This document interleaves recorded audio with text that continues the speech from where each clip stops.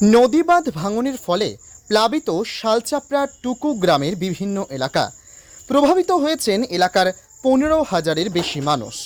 বরাক নদীর জলস্তর বিপদসীমা অতিক্রম করার পর থেকেই কাছাড়ে ফের বন্যা আতঙ্ক দেখা দেয়।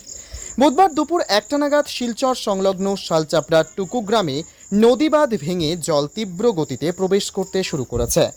কাটিগড়া ও বরখলা বিধানসভার মধ্যবর্তী শালচাপড়া টুকু গ্রামে এই নদী বাঁধ ভাঙনের ফলে ইতিমধ্যেই বিভিন্ন গ্রামে জলের নিচে তলিয়ে গেছে। প্রভাব পড়েছে শ্রীকোনা, জিপি, শালচাপড়া সহ বিভিন্ন এলাকায়। স্থানীয়রা জানিয়েছেন, নদী ভাঙনের কবলে পড়ে এখনো পর্যন্ত এলাকার 4টি গ্রামের প্রায় 15,000-এর বেশি মানুষ গৃহহারা হয়ে বিভিন্ন স্থানে আশ্রয় নিয়েছেন। বাঁধ ভাঙার পর বরাক নদীর জল তীব্র বেগে প্রবেশ করায় মানুষের মনে 2022 সালের প্রলয়ঙ্কারী বন্যার আতঙ্ক দেখা দিয়েছে।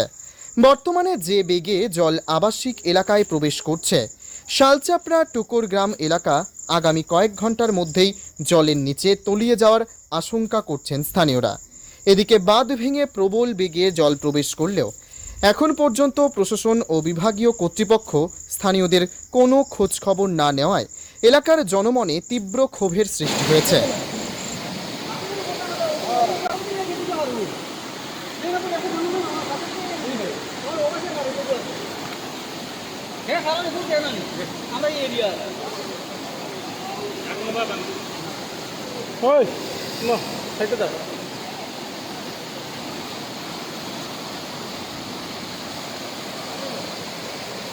সময় তারা কাজ করে না, যতটুকু হচ্ছে সব কন্ট্রাক্টারের কোনো দোষ নাই।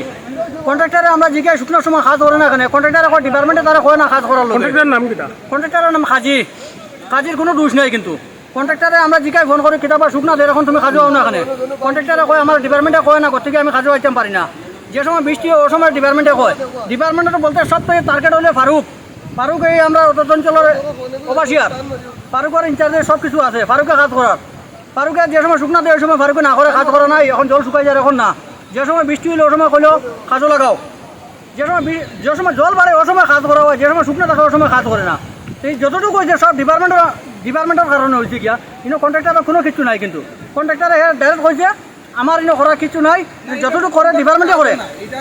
আচ্ছা, ওই যে বাঙ্গাটা মানে এই যে জলটা এই জলটা গিয়া পাইব ঠুকুরগ্রাম, আনন্দপুর, নন্দীগ্রাম, বেড়াবাগ লইয়া, শালচাপড়া লইয়া, গাগরাবাল লইয়া, শ্রীগুনা লইয়া, সুরতারা, বরাকপার, কুয়ারপার, মাছঘাট, টিলাগাঁও 20টা-25টা গ্রাম পায়।